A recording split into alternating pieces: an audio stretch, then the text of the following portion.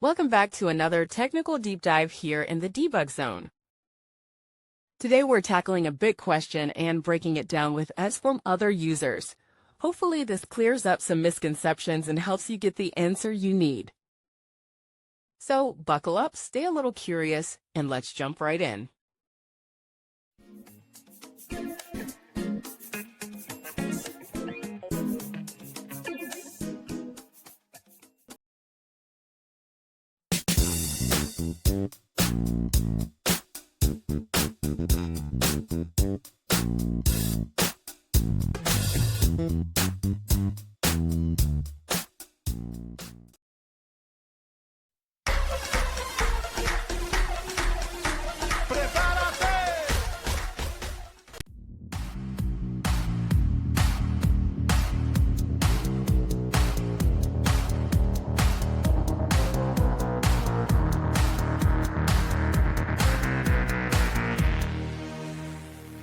And that's a wrap.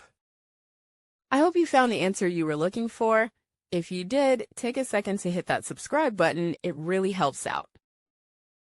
And let me know in the comments which solution worked best for you. See you next time in the Debug Zone.